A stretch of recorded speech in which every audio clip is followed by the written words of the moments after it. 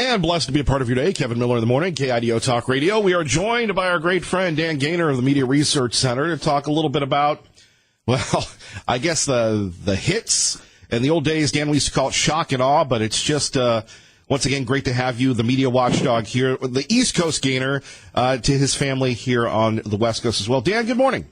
Good morning. Yeah, we are officially kidnapping one of the West Coast Gaynors in another couple of days.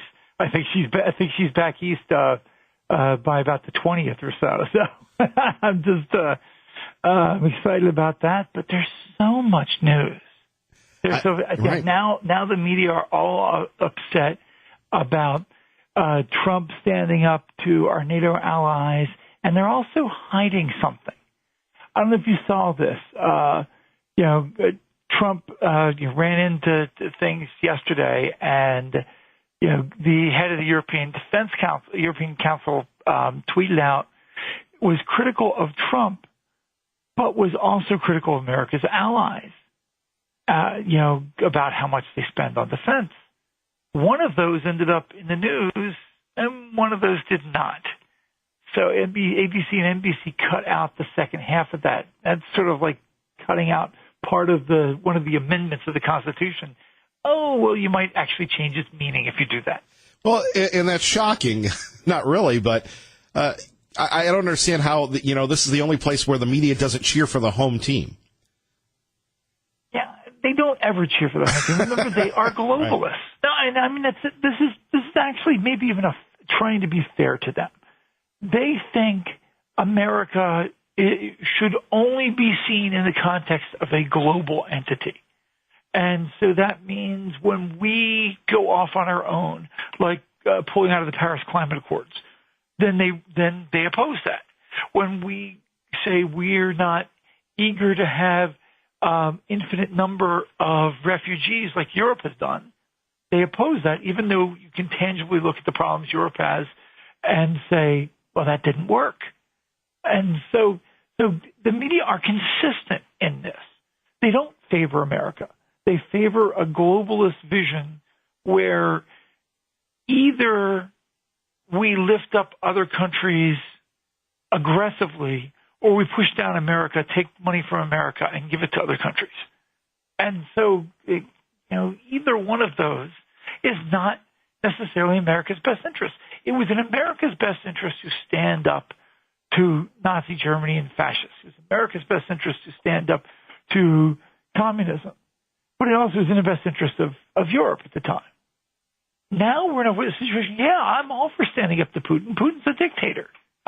No dispute about that. He's a monstrous dictator who invades his neighbors. He's done it twice in the last few years. He invaded Georgia, and then he invaded Ukraine.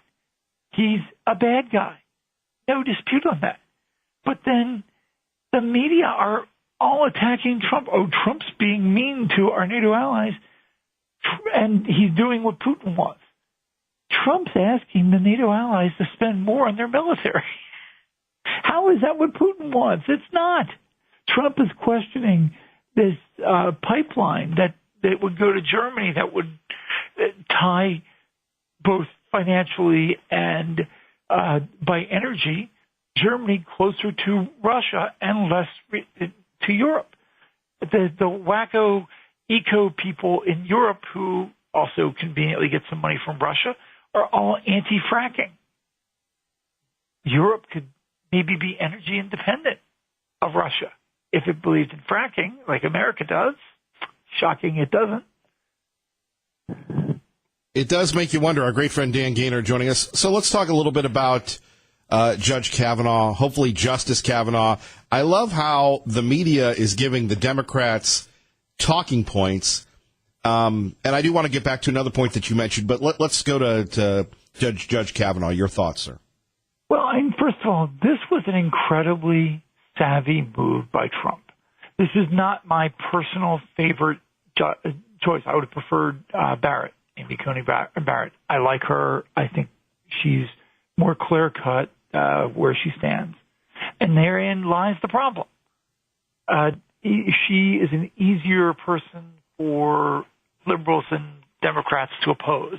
And for people like Susan Collins and Murkowski and others to oppose. What Trump did here was actually cut off his opposition on the right at the knees. He picked somebody who'd been in the Bush administration.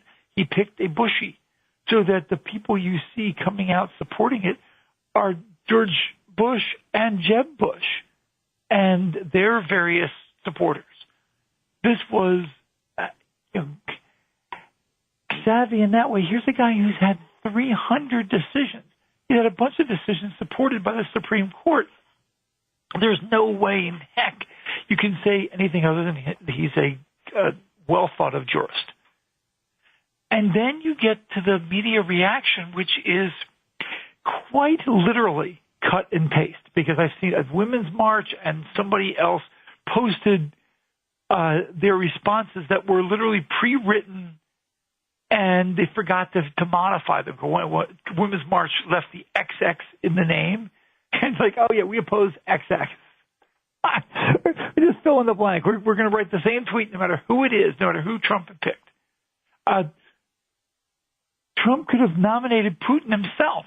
Not that he's technically qualified, because of course he's Russian and a dictator and a lunatic. But he could nominate, and the reactions wouldn't have been any different. They're all pro forma. Oh my gosh, the conservatives won, and they're going to put somebody conservative in. Notice there's never this reaction for decades of the Supreme Court when the Supreme Court was liberal. The American media were 100%. The court's supposed to be liberal. This is the way it's supposed to be. No, we have a free society here. And to quote someone who was once president, elections have consequences. Well, what I can't get over is, and I'm amazed by this and all the research, Dan, and we've been talking about this here at KIDO Talk Radio, how much the climate's changed, or much there is a double standard where you have Ruth Bader Ginsburg got, over 80, over 90 votes? Oh, yeah, no, this is interesting for me. I mean, the Ginsburg one particularly. Of all the Supreme Court nominations, you remember Bork and the Borking, and certainly remember what happened to Justice Thomas. But of all the ones I really tried to analyze when it was happening is Ruth Bader Ginsburg. That has been years ago, and I remember the whole media party line was, well, she's liberal, but she is pro-individual rights, and she'll sort of judge as being a libertarian. She'll defend your rights in this sort of ever-changing world of technology and things like that. And that's the way she's presented. And it's a complete and utter lie by the press. I mean, could not have been more fraudulent. She is a doctrinaire liberal on every single issue. She got, I think, 94, 96 votes. Right. And then it all fell apart. And then, the Borking, and then what they did to Justice Thomas, and it's been contentious ever since. But you notice how less contentious it is when Democrats nominate. When Sotomayor and Kagan are nominated, the right opposes them, and then they get passed and they get in. There's no threats, no riots, no intimidation, no Shannon Bream out there reporting and has to go inside because she feels intimidated and harassed by the crowd. That's where we are with the left. There's no legal analysts like Jeffrey Toobin, who is a kook. I mean, he's a certifiably bizarre guy. He's the senior legal analyst for CNN. There's nobody out there coming and saying, oh, well, Democrats are going to run things, and that's going to change the very fabric of our nation. Right. Democrats and media people 100% agree that we should change the fabric of our nation to left. More liberal, more abortion, more, government control, more mandates, more this, more that.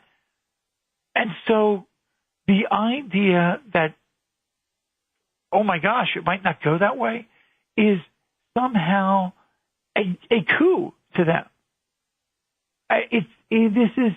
This just points out what a complete fraud decades of journalism coverage of the Supreme Court have been. Oh, every time there's a conservative ruling, oh my gosh, this is awful. New York Times, not this Sunday, but the Sunday before, ran a piece about how conservatives have now weaponized the First Amendment. Weaponized. Right. That's like somebody walking down the street. You take up your rolled up, Constitution and you beat them with the Bill of Rights. Right. No, we all have the same right, and so liberals are freaked out that, oh my gosh, that freedom of religion thing actually means something. Oh, free speech? Yes, you actually get free speech. Free press applies to not just to the Washington Post and New York Times, but to everybody. Oh my gosh, it's like their hair's on fire. Dan Gaynor joining us from the Media Research Center on 107.5 FM, 580 AM. Kevin Miller in the morning. Phone numbers here, 580-5436, 580-KIDO. Dan, you mentioned something earlier about reporters saying that America should be globalist and such, and that is their view, and they promote their view. I know this is an antiquated thought. It's been a while since I've said this to you, but, I mean, aren't they just supposed to report the news instead of promote their own agenda? Of course. But to do that, they have to climb the first step. And I say this, I've never done a 12-step program, but I do understand that the first step of 12-step programs is supposed to be you have to accept you have a problem. If you lack the ability or willingness or just awareness that there are people out there who genuinely hold valid beliefs that disagree with yours, then you're hopeless. When I used to work at Congressional Quarterly, I was a managing editor for CQ.com back in the 90s. CQ, Congressional Quarterly, was so widely thought of in D.C. as neutral, and we tried very hard to be nonpartisan because it was covering politics. We used to give a writing test to people, and for quite obvious reasons, I take no credit for this, but we used to have people write up congressional testimony about abortion, figuring that was a major touchstone even then. And so if you could write a neutral story covering both sides based on congressional testimony, then you could get in the door. And in my time there, we turned down two people because of bias, one liberal and one conservative. The one liberal one 2 weeks later was working for Roll Call, which eventually bought CQ. And the conservative guy, I used to Google as sort of a hobby just to look the guy up. I could never find any mention of him on the internet. He just disappeared. He never even went into journalism. Our man Dan Gaynor, boy, CQ back in the day, that's some high praise. That was high speed even before it was CQ.com. That was the publication. Yeah. I didn't know that. It was, and I mean, I will say, my time at CQ and the people I worked with, even though many of them were liberal, people I worked with were premier, and they tried hard to be neutral. And so I have tons of respect for the people I worked in. And actually, I worked with some conservatives there who also kept their opinions in check day to day. Jim Garrity used to work for me from NRO. Right. We had good people who tried to do the right thing, but that was also pre social media, and social media has put a stake in the heart of journalistic neutrality. There's no illusions of it anymore. You can't post on Twitter mocking Trump every day, and if people expect that you're going to be neutral. So they look at your Twitter feed and they can see, Brian Stelter, who proclaims that he's only a journalist, right? He's an activist. He's as openly left-wing as anybody in journalism now. And it's just a joke to say he's just a journalist. He's an anti-Trump activist who uses the platform of CNN to attack the Trump administration. I'll tell you, I did enjoy his book, though, Behind the Scenes of the Today Show. Remember, that's how he made his bones when he was working with the New York Times. I remember. I never read. I'll be honest, I never read it. I used to read him. Yeah. When he's in print, and no Bill Carter, but not a bad read when he was in print. Quickly, Dan Gaynor at KIDOTalkRadio.com. We're keeping you over for this one, and we can't ignore it. Netflix and Michelle Wolf. Where do we go from here? Well, it's clear Netflix was driving down the road on the left-hand side and then decided to make a huge left turn. So if you subscribe to Netflix, you are getting a liberal propaganda entity. They've added whack job, disgusting loon Michelle Wolf, who's celebrating 4th of July as an abortion thing. Adding Hassan Minhaj, who hates Trump, who and down the line they're adding show after show. They're adding a show. They cut a contract with Obama. I mean, they're not being subtle here. So where does it end? I hope it ends with a whole bunch of conservatives signing up for something else. Dan Gaynor, MRC, Newsbusters. We always appreciate you, brother. And good luck with those West Coast Gaynors. The West, we're a little wild. We're not as sophisticated as y'all in the East. Well, I will say I'm really eager to see my niece and her boyfriend, who are both moving east, and looking forward to it massively. So if anybody's listening who knows them, you can tell them from me that I can't wait. Dan, you take care. Thank you, sir. Thanks, man. Take care. All right, Dan Gaynor joining us. Coming up next, the Hammonds are released, plus your thoughts on just the media malpractice that continues. What a way to start a Wednesday on 107.5 FM, 580 AM, KIDO Talk Radio. His son, Stephen, is 49. This is video of them when they reported to prison a while ago. They turned themselves into a federal prison in Northern California back in 2016. They had been convicted of arsons on their ranch outside of Burns, and the federal minimum sentence was 5 years. But the judge gave them lighter sentences, which they served and then went home. The prosecutor appealed, and a higher court agreed and ordered the men back to prison to finish those 5-year terms. That's what sparked the takeover of the Malheur Wildlife Refuge near Burns. The president's pardon ends those prison sentences now. The head of Oregon's Farm Bureau says it's the right thing. We are absolutely thrilled, long overdue, and we express our gratitude to the president and to Congressman Greg Walden for the work that he's done and his persistence in making this happen. But not everyone is thrilled. The federal prosecutor who went after the Hammonds is Dwight Holton. He's retired now, but he issued this statement today. It says, quote, the Hammonds were serial arsonists who stole from U.S. taxpayers for years. They resisted all efforts to get them to knock off their pillaging of public lands and were ultimately found guilty of serious felonies. That and that alone finally put a stop to their crimes. And he went on. The president's use of the pardon power as a political tool is dangerous, he wrote, in the extreme. It's the kind of thing tin pot dictators do, not American presidents. It's a bad day for justice.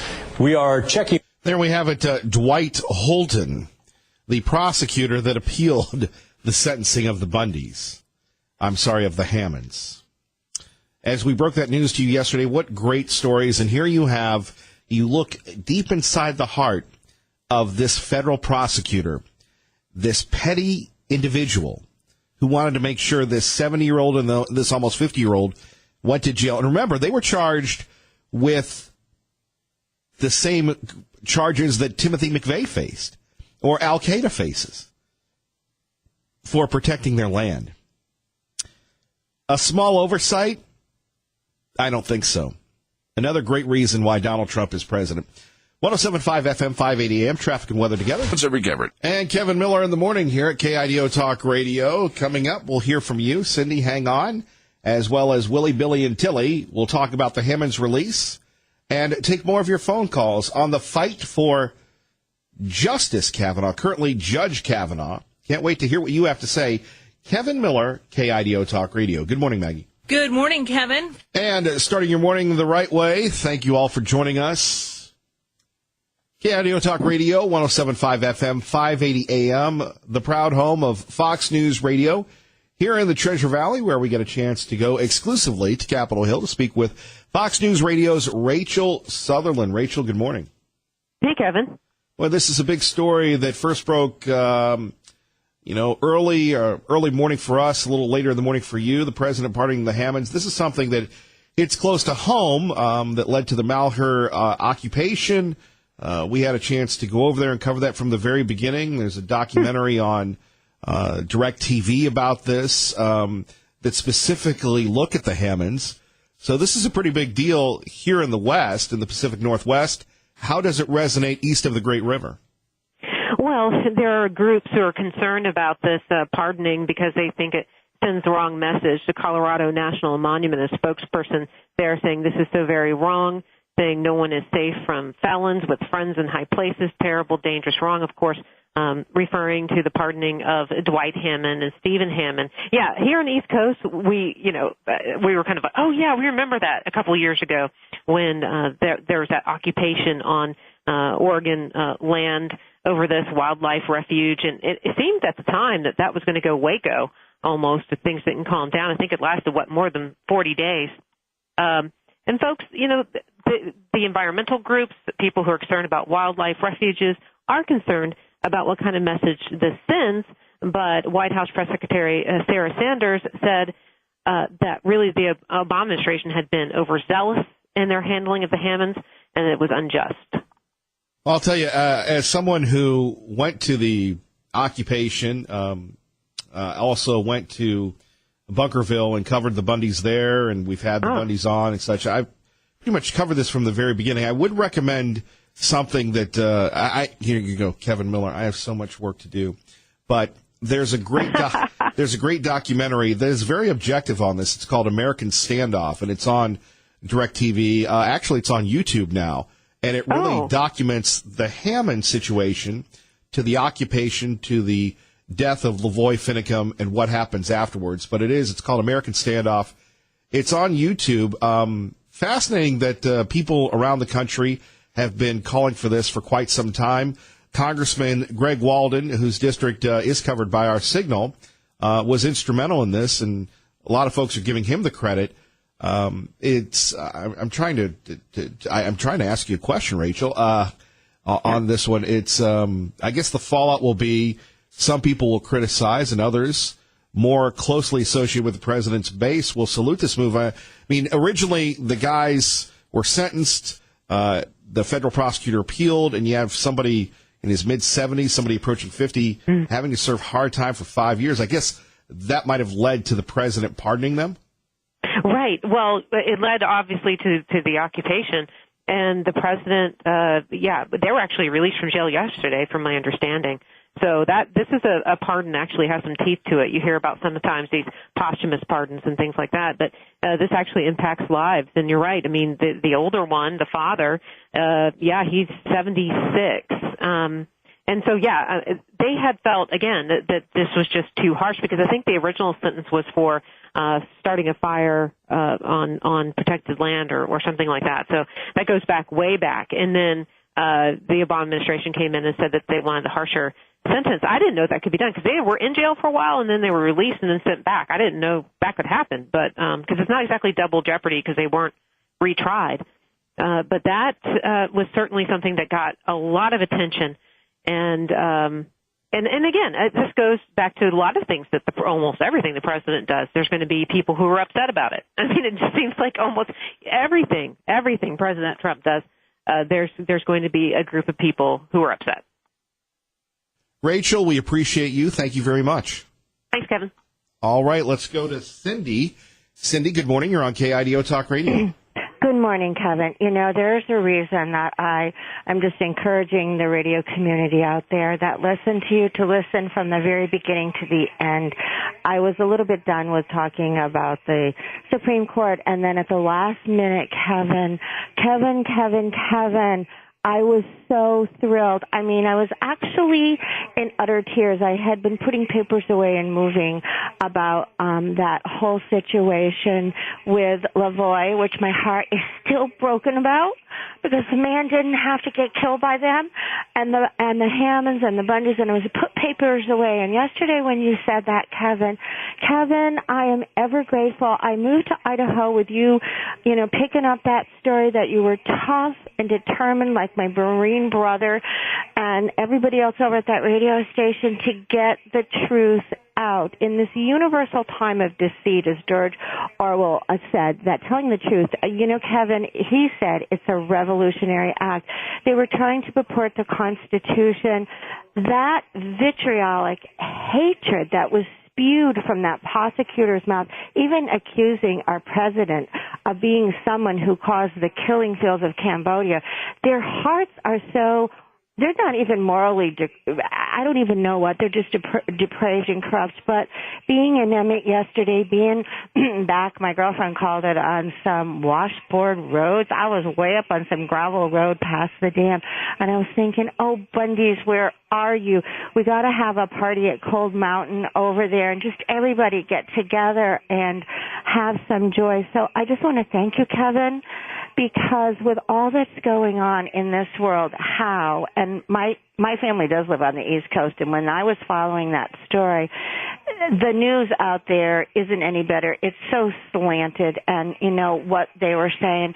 But for all the cattlemen and the ranchers and the hardworking people, and for the Hammond family and for the Bundy family, who I met him, he is the most, Mr. Bundy, he is the most soft-spoken, wonderful man who came to an event on Second Amendment, and he gave me a little pocket constitution.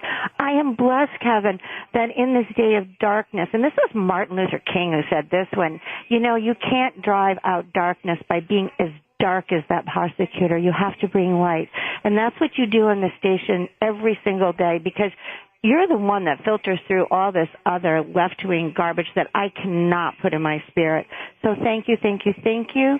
For the beginning of your show to the end of your show, you bring forth that, I won't say conservative, but I'm going to put God in the mix, because God is on the right side of this. So, Yahoo, Kevin, let's party over at Cold Mountain with the Bundys and just have a joyous time to celebrate this. Justice was served by our president granting that pardon. God bless, Cindy. Take care. Thank you, thank you, thank you, Kevin. Love you much. Bye-bye. Love you. Let's hear from the Bundys right now. Here is Ammond and his wife. We're here on the mountain spending some time together as a family. This morning we had a dear friend of ours come and track us down to tell us some wonderful news that our friends, the Hammonds, have been pardoned. We're grateful for President Trump, but and for all of your prayers. We're especially grateful for our Heavenly Father. I hope that we can remember this day that God gave us another miracle, and that if we stay right with our Heavenly Father and fight for good and stay right with Him, that He'll always help us. So I just wanted to tell Rusty and Susie how much I love them. I haven't had a chance to get to know Dwight and Stephen and the rest of the family, but Rusty and Susie, I love you guys. And our prayers never ceased for you to be reunited. And there you have it. That is Lisa Bundy. And hopefully we'll hear from Ammon Bundy in a minute. Let's go to the phones at 580-5436, 580-KIDO. Hank in Boise with Kevin Miller on 107.5 FM, 580 AM. Good morning, Hank. Good morning. I might point out that they need to reopen the circumstances of Leroy Finnegan's death. I think that what happened out there was murder, pure and simple. And as far as, there's been an FBI cover-up on this as far as that truck that was riddled with bullets. Well, they've never released the truck. They never released the truck, and I wouldn't be surprised if they destroyed it, because that's incriminating to them. And I also want to applaud you for your courage for basically covering this thing, because the establishment of Boise, the type of people who back and support our beloved Mayor Beater, believe in this sort of type of law enforcement and this type of travesty of justice in the name of environment or whatever. And so I applaud you for that too. Because these people deserve justice, but and the total right of due process and everything else that took place in this. But what Leroy Finnegan, if Sessions is worth his salt, which I doubt he is, he would reopen this and basically begin the process of prosecuting those FBI people who were involved in this murder, and show that that lawless behavior on the part of law enforcement officials cannot be tolerated in this country, whether it's against Trump and right. in this so-called Russian probe. Now, Hank, have you ever seen that movie American Standoff? No, I haven't. Okay, it's. I just checked. It's on YouTube, And I would be interested to see and hear your reaction to it because it starts with the Hammonds, and then it goes into the Bundys, and then it covers Lavoy Finicum. Yeah. And it's something that, but here's the other one, and this is a victory for the West, because we don't have a lobbying arm. You do something east of the Great River, and look, I can say this for a fact, culturally, I continue to learn our region. I have been here almost 9 years. I still don't know it. I probably never will. I do know that if you do something here, the chances of you getting action and attention are greatly reduced. And I've covered national stories. I broke the Duke Lacrosse State story nationally. I know what it's like to get and have national attention. The probability of getting attention federally or from the media in the West is greatly reduced unless you're east of the Great River. That's just a fact. Well, and then I agree with you. I think that you're absolutely correct in that. But also, too, there's been a federal policy starting in the 1890s. You know, originally the states were giving them on federal lands, like let's say in Illinois. They were eventually all sold out. I mean, you have only a small fraction, in other words, 2% of the land in Illinois is federally owned. The West has been totally tyrannized by the federal government since the beginning of the Forest Service and Bureau of Land Management, where in a sense lands that the states are entitled to have never been transferred over to them by the federal government.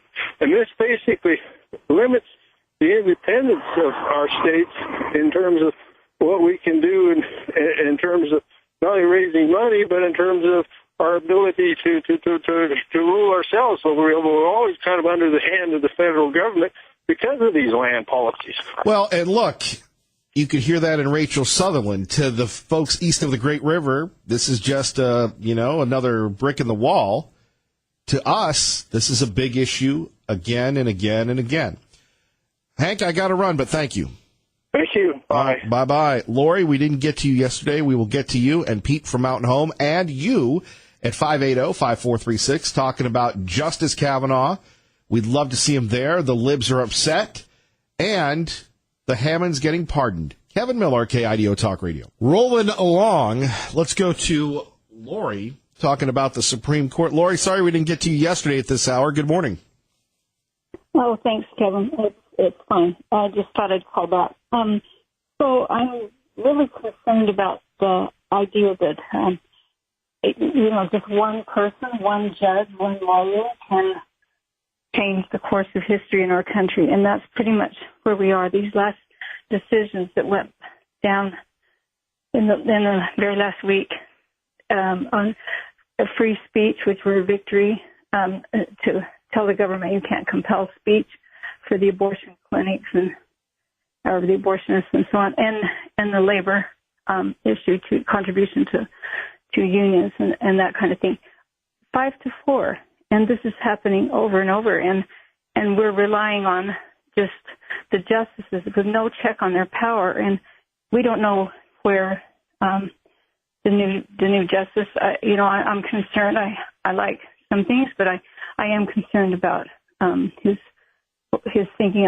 I heard his the oral argument that he kind of very confusing, twisted logic that he got to that the tax, that this could be deemed a tax, the Obamacare mandate, and which led the way to Justice Roberts. And I'm sure he was influenced by that. And so we don't know where people are going to go. And so really we need to get back to the Convention of States that it's the only way to check, because if you put an amendment in place that 2/3 of the House and Senate can override judicial decision, a Supreme Court decision, or 2/3 of the state legislatures can override it within 2 years after a decision is made, you have a check. And since Marbury versus Madison, which has been blown out of proportion as to its original intent, the Supreme Court should not be the ultimate arbiter of what's constitutional. And people that are afraid of the Constitutional Convention, or the Convention of States, they need to look at, they say runaway convention. Things have run away. And if you don't look at how to check that, there is no other way. they talk about, just elect the right people. And elections don't really matter. We've got the administrative state. And there again, the Convention of States has things in place that would curb the actions of the administrative state. And so I'm just really concerned about that, and really encourage people to look and put away fear and look at logic as to how that could be curbed. So that's my thought on that. All right. Thank you very much. Thank Lori, you. Bye. Take care. Bye-bye. Traffic and weather together. Eric Everett. And we go back to the phones. Pete in Mountain Home. Good morning. Morning, Kevin. I would like to point out, as one of your earlier interviewers did, elections have consequences, according to that brilliant politician Barack Obama. And so, we get to a point, Mr. Trump gets to appoint the next Supreme Court justice. But I would also like to point something out. As brilliant as Mr. Obama and Hillary Clinton were, they were still unable to use, even with the full power of the Justice Department and the FBI, they couldn't keep Trump from winning and taking office. And if they were that brilliant, they probably would have persuaded Ruth Bader Ginsburg to retire several years ago, so Obama could appoint a young liberal left-wing justice. But they didn't even think of that, I guess, because they knew Hillary would win. They thought the fix was in. The fix was in, and golly, the fix was not in. And it's going to be real interesting to watch their heads completely explode if Ginsburg is unable to stay functional for another 6 years. Pete, great point. Got to run. Good morning, everyone.